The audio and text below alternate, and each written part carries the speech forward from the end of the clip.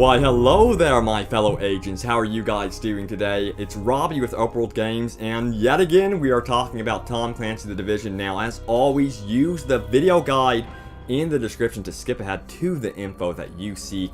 But guys, we're going over a lot of info today. There was a recent official podcast from Ubisoft Massive. This includes Amish Bode, Martin Holtberg, and then also Ryan Bernard, all part of Ubisoft Massive, and they gave details about customization. They talked about Dark Zones and so much more, so we're gonna go straight into it. So previously I did a video about an alpha tester that gave some details about his experience in The Division. He talked about customization, the map size, the mission structure, Dark Zones, and so much more. You can find out more about that by following the link in the description. Well, the official podcast went into details about what is called shaders in the game. Take a listen. That's really, really cool. I mean, I played the other day, and I feel I get these moments every time I play where things are going into the game so quickly. Like, even if it's just something simple like a new shader or something, I'm like, hang on, that looks different. That looks really cool. And I feel like I'm playing this amazing game that's kind of just organically growing. So it looks like there will be some sort of customization in The Division. As the alpha tester did tell me, it looks like you will be crafting your own set of gear items, including gloves, hats, pants, and that sort of thing. And they will each have their own unique statistics. But I was wondering, can you actually edit the color? Now, you may remember shaders from Destiny. It looks like we will be getting those in The Division. So yeah, it looks like we could possibly be customizing our the actual color of our uniforms and stuff like that. So I was really happy to hear about that. And again, the alpha tester said don't expect anything wild, don't expect purples and pinks and stuff like that. So I hope they retain the look of mid-crisis New York City even in your clothing. So a lot of you are probably wondering, how in the world is the open world part of The Division actually going to work? Is it all open world? Well, thankfully we got some more details about that as well. Yeah, okay, I'll give it a stab. No, but we have the social areas, and we have like the Dark Zone, but we also have something we call the hub, where you can meet other people, and it's a non-combat setting. And then the open world itself, where you roam around, that's a co-op space for you and your close friends to enjoy in a very tight and atmospheric experience, which you get when you play with your friends. And then when you move into the Dark Zone, there's the threat of other players, but you can't really tell if they are there, how many they are, where they are. That's the uncertainty of the Dark Zone, which we try to add. Okay, how did you do, Ryan? Did well. You did well? Do you have anything to add on that? No, I think it's again, the only thing I would add is we want the best of both worlds. So we want the more polished, intimate, engaging experience in the open world, where it's you make the choice of who you want to invite into your own little gaming space. And then we have public spaces, which is the term we use, which would be the hub and the Dark Zone.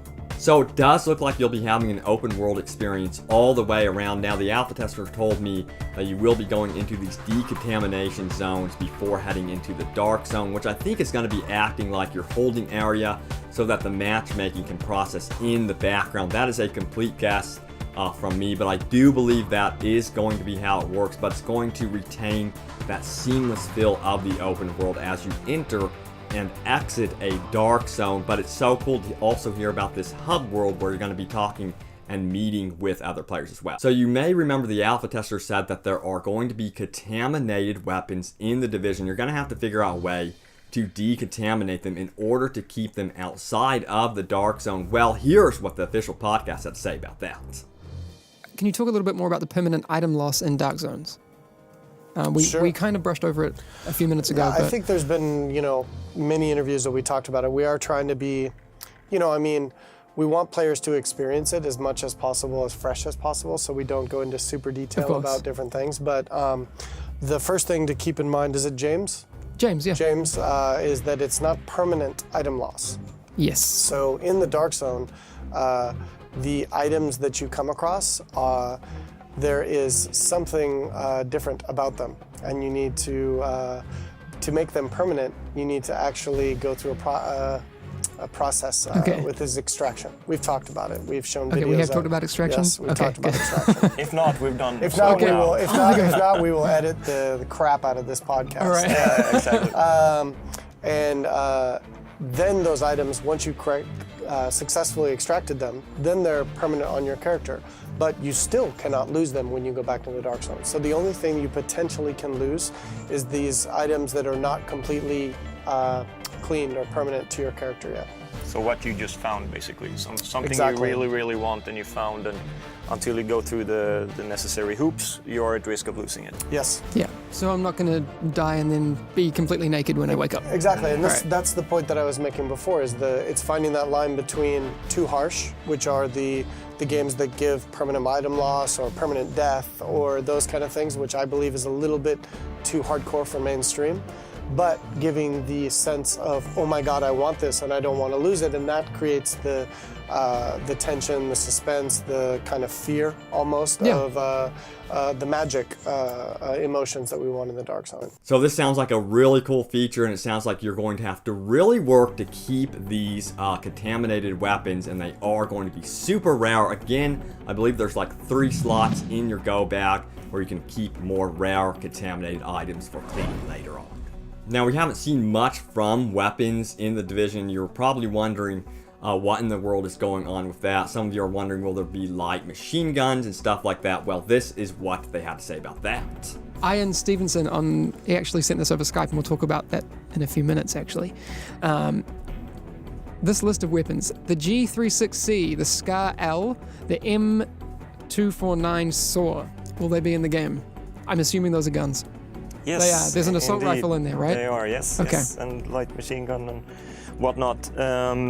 Actually, it's a interesting question. I don't know how much details we're giving out on the complete weapons list yet, Hamish. Okay. Can I press you for any information? Later. All right. But You we might- have like you might machine get in guns, we have trouble. assault rifles, we have... We have machine guns and assault rifles. Oh, yeah. We We can't have say if sniper they're rifles, those ones. shotguns, lots of different types of weapons for sure. And there are some of the more common expected weapons in there, and we tried Mm-hmm. to find some exotic stuff as well that's not so frequently used in other games. Okay, so there's a lot of options. Yeah, I mean, add some flavor to it, add some spice.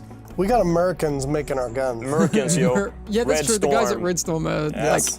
So if you're into churning them guns, out. don't worry about it. Do Red Storm's not. got you covered. Exactly. Do not worry. Okay. Masters of what they do, so all right. we're in good hands. So good news, it looks like there's going to be a wide assortment of weapons. Can you imagine using these tactics? Someone is on a rooftop looking over the situation as a sniper, someone is suppressing the enemy with a light machine gun, and then someone is going full force ahead with an MP5 or something. It's going to be a ton of fun using strategy and tactics in this game.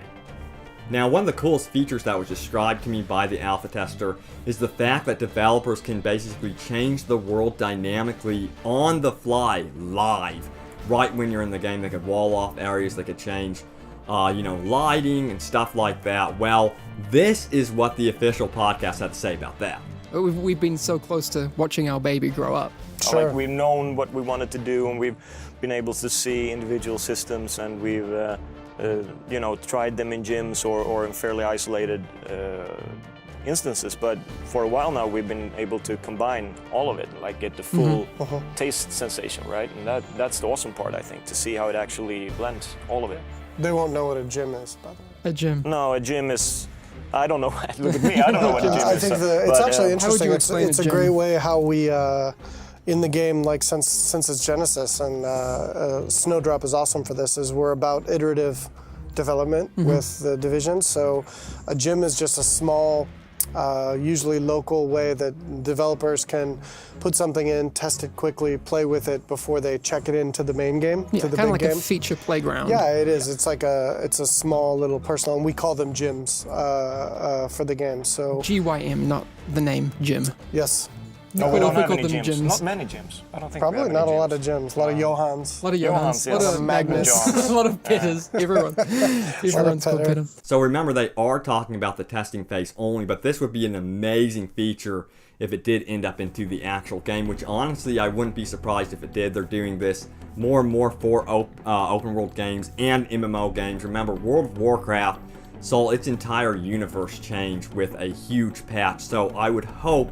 and honestly expect something like this for the Division.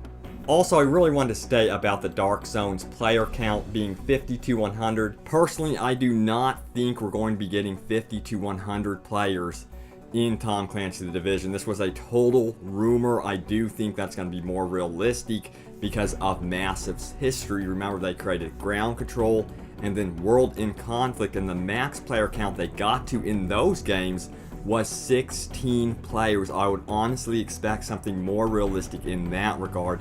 Again, my mind would be blown if it was 50 to 100 players, but I just think that might be too much strain on their servers. It would be absolutely amazing if that ended up being true. But what do you guys think? Do you guys want something that's a little bit on the smaller scale, or do you want something that's absolutely huge with 50 to 100 players? Please let me know in the comments below. So, oh boy, Shinobi is back at it again. This is the guy that said to expect a beta in March 1st to the Xbox One. Well, guess what?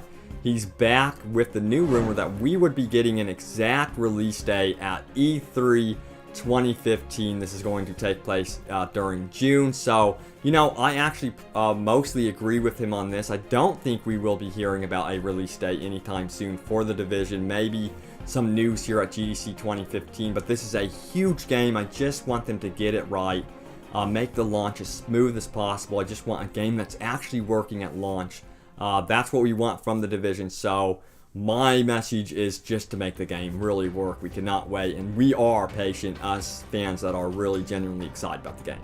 So guys, there you have it, the news for Tom Clancy The Division. Unfortunately, I don't have time for your questions, and I really want to answer them. I always love doing the comment section. That sounds so wrong. Doing the comment section?